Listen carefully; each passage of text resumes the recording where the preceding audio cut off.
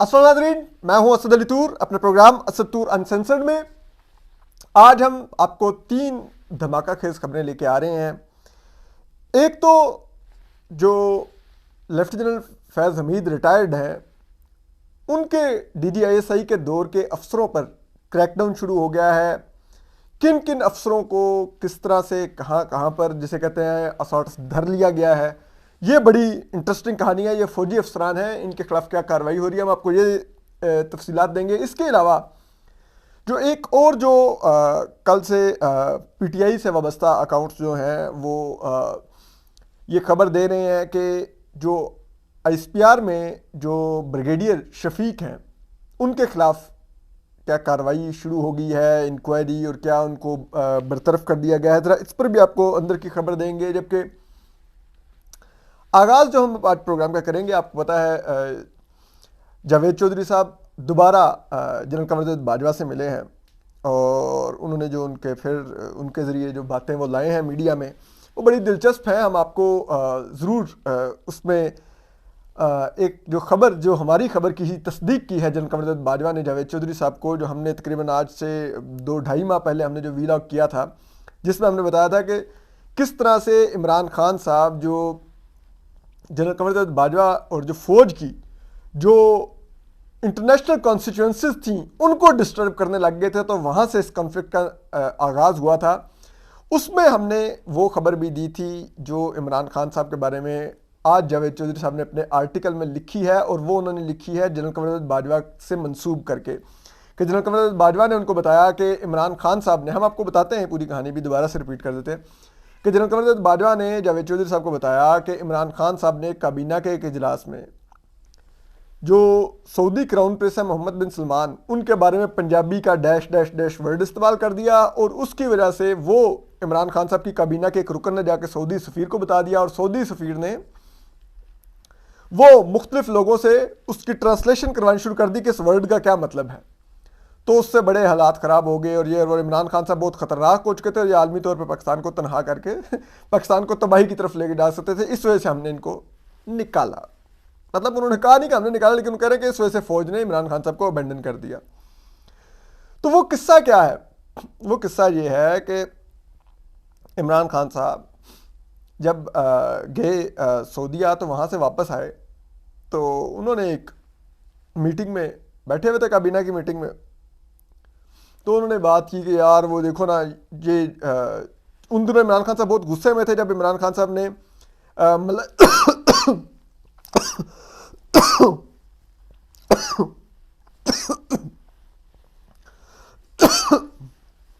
معذرت. تو عمران خان صاحب کافی غصے میں تھے، کیونکہ جو عمران خان صاحب نے ملائیشیا اور ترکی اور ایران کے ساتھ ایک کانفرنس میں شرکت کا اعلان کیا تھا، جو ملائیشیا میں ہونی تھی، جس پر کہ بہت زیادہ سعودیہ کی طرف سے پریشر آیا، اور عمران خان صاحب کو ان اینڈ اس کانفرنس سے ودرا کرنا پڑا، اور وہ نہیں گئے. جس کے لیے کامران یوسف صاحب نے ایک سٹوری بھی کی تھی کہ وہ عمران خان صاحب نے اس کانفرنس میں شرکت کی کمٹمنٹ فارن آفس کو اعتماد میں لیے بغیر دی تھی، جس میں سے فارن آفس کو بہت امبیرسمنٹ کا سامنا کرنا پڑا، جس پہ جو صحافی کامران یوسف تھے، جن کی یہ خبر تھی دا ٹریبیون میں، ایکسپریس ٹریبیون میں، اس پر عمران خان صاحب نے اس وقت آئی ایس آئی سے لیفٹیننٹ فیض حمید کو کہہ کے کامران یوسف صاحب کو اغوا کروا لیا، اور ان سے ان کا سورس پوچھنے کی کوشش کرتے رہے، کیونکہ عمران خان صاحب کو یہ شک تھا کہ وہ سٹوری کامران یوسف سے شاہ محمود قریشی نے کروائی ہے، تاکہ عمران خان صاحب کو امبیرس کیا جا سکے، اور عمران خان صاحب کا امیج خراب کیا جا سکے، تاکہ شاہ محمود قریشی صاحب اپنے آپ کو پی ایم شپ کے لیے پچ کر سکیں. یہ عمران خان صاحب کو ان کے پر شک تھا، تو انہوں نے پھر کامران یوسف صاحب کو اغوا بھی کروا لیا. تو ایک کہانی یہ بھی اس کی سائڈ سٹوری ہے. تو خیر اینی وے، عمران خان صاحب غصے میں تھے کہ جناب سعودی کراؤن پرنس کے پریشر کی وجہ سے مجھے وڈرا کرنا پڑا ہے، جو میں نے اپنے ترکی، ایران اور ملائیشیا کو وہ کمٹمنٹ دی تھی کہ میں ان کی کانفرنس میں شرکت کروں گا، اور سعودیز نے اس کو ایک الگ نیا مسلم بلاک کے طور پہ دیکھا ہے، اور اس وجہ سے انہوں نے مجھ پہ پریشر ڈال کے اور مجھ سے اس کانفرنس سے وڈرا کروایا ہے. تو عمران خان صاحب کابینہ کے اجلاس میں بیٹھے ہوئے تھے، اور اس اجلاس میں انہوں نے گفتگو کرتے ہوئے جو کراؤن پرنس ہیں ان کو ایک بڑی سی گالی دے دی. پنجابی کی وہ نہیں، ہمارے یہاں بڑی فیمس ہے ایک بہن کی ایک گالی، جو سوری ٹو سے وہ خان صاحب نے دے دی. جو ہر ایک کی زبان پہ چڑھی ہوئی ایک بہن کی گالی ہے، وہ عمران خان صاحب نے بڑے کیجولی سعودی کراؤن پرنس کو دے دی کہ وہ ایسا فلانا ٹینگا سمجھتا کیا، میں تو اس کا بیٹھا ہوا تھا، میرا دل کرتا میں اس کو منہ پہ تھپڑ ماروں. یہ بھی عمران خان صاحب نے کہہ دیا. اب وہ عمران خان صاحب کی کابینہ کے ایک رکن نے جا کے سعودی سفیر کو بتا دیا کہ بھائی عمران خان تو کابینہ کے اجلاس میں یہ کہہ رہا تھا کراؤن پرنس محمد بن سلمان کے بارے میں. وہ جو بہن کی گالی تھی، وہ جو ورڈ تھا، وہ سعودی جو ایمبیسیڈر تھے یہاں پہ، انہوں نے ذرائع یہ بتاتے ہیں کہ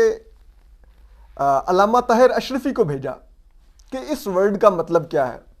علامہ طاہر اشرفی نے پڑھا تو ان کے کان کھڑے ہو گئے. جب ان کو واٹس ایپ آیا سعودی ایمبیسیڈر کا کہ یہ اس ورڈ کا مطلب کیا، تو وہ سمجھ گئے کہ یہ پوچھ رہے ہیں، یہ تو کابینہ میں عمران خان نے گالی دی تھی. انہوں نے فوجی حکام کو بتایا کہ بھائی یہ بات بگڑ گئی ہے، بات لیک ہو گئی ہے، سعودی اس تک پہنچ گیا ہے. تو انہوں نے کہا کہ کور کرو. تو پھر یہ علامہ طاہر اشرفی سعودی ایمبیسیڈر کو کہتے رہے کہ کس لیے آپ پوچھ رہے ہیں اس ورڈ کا مطلب. انہوں نے کہا کہ تمہارے پرائم منسٹر نے استعمال کیا ہے عمران خان نے ہمارے کراؤن پرنس کے بارے میں، اس کا مطلب بتاؤ. تو پھر ذرائع بتاتے ہیں کہ انہوں نے علامہ طاہر اشرفی نے ان کو کہا کہ وہ کوئی اچھا لفظ نہیں ہے، آپ بس چھوڑ دیں، اگنور کریں اس کو، یہ کوئی تھوڑا. اس نے کہا کیا اس لفظ کا مطلب ابیوزو ہے. سعودی ایمبیسیڈر نے پوچھا تو پھر علامہ طاہر اشرفی نے بس طریقے سے اعتراف کیا کہ ہاں اس کا ورڈ کا مطلب کوئی اتنا اچھا نہیں ہے. تو وہ پھر اس قسم کے عمران خان صاحب حرکتیں کرتے تھے. تو اور اس وجہ سے پھر پاکستان پر پریشر آتا. تو ظاہر بات ہے سعودیہ سے پاکستانی فوج بہت زیادہ تعلقات مینٹین کرتی ہے، پاکستانی فوج کو بہت زیادہ ایڈ ملتی ہے سعودیہ سے، فائنینشلی بھی، دیگر چیزوں پر بھی بہت سپورٹ ملتی ہے. اور اس کے علاوہ پاکستان کے جو ایک بڑی تعداد میں بیرون ملک جو کام کرنے والی افرادی قوت ہے وہ سعودیہ میں کام کر رہی ہے. اس وجہ سے بہت زیادہ فارن ریمیٹنس آتے ہیں پاکستان میں. تو جو فارن آفس تھا اور جو فوج تھی، ان کو تو آئیڈیا تھا کہ عمران خان صاحب جو یہ کر رہے ہیں اس کے ریپریکشنز کیا ہیں. تو اس طرح کی جو چیزیں عمران خان صاحب کر رہے تھے، اس کی وجہ سے پھر پاکستان پر پریشر آ رہا تھا. اور یہی وہ پریشر تھا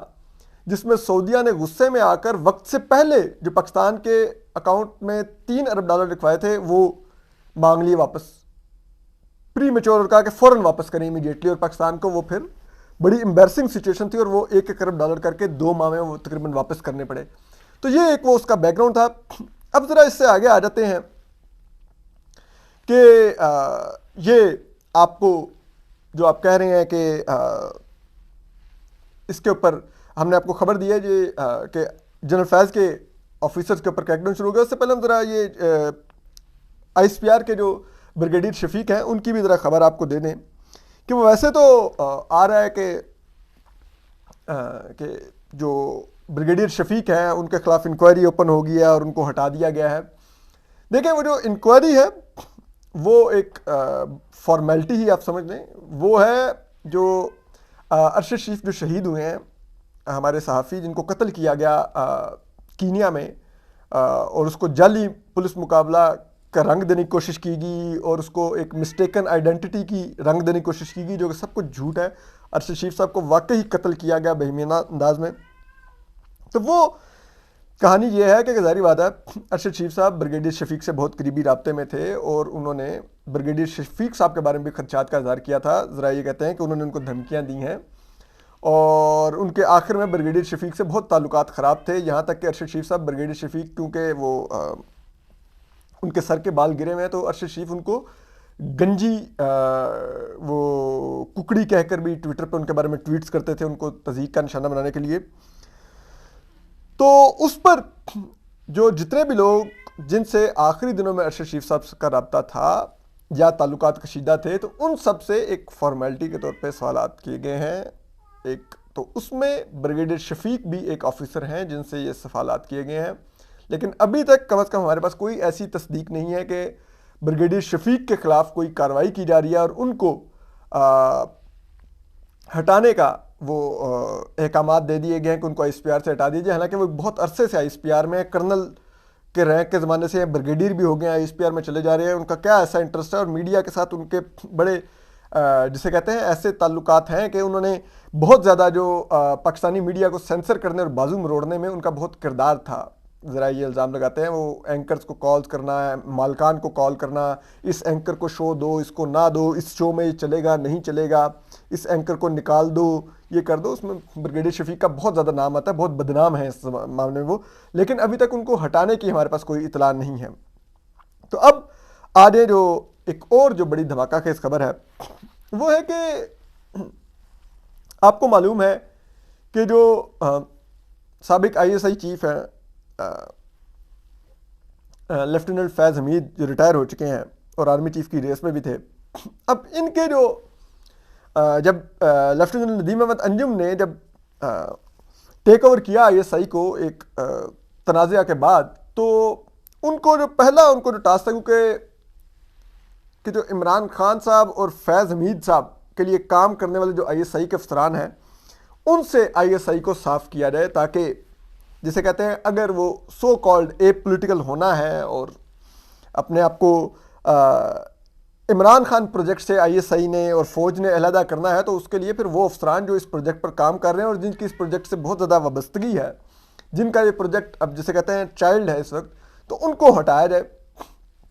تو اس کے لیے ایک جو کرنل لیاقت علی وسیم تھے،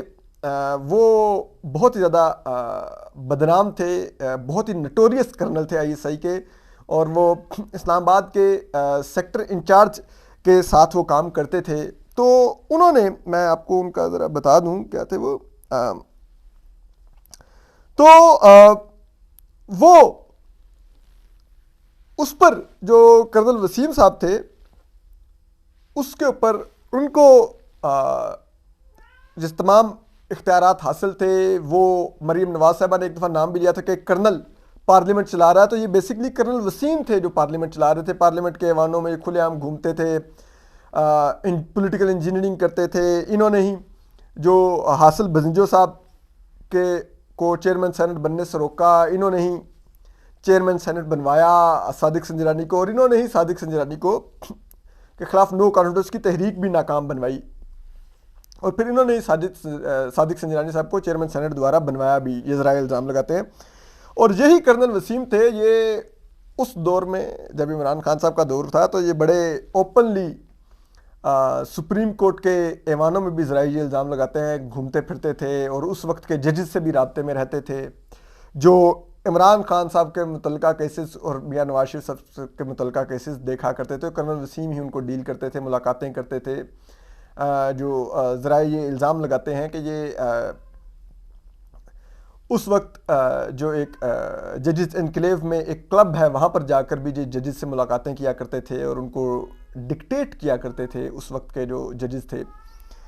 جو کچھ ریٹائر ہو گئے ہیں، تو اور بھی کئی باقیات وغیرہ۔ اینی وے، تو یہ جو کرنل وسیم ہے،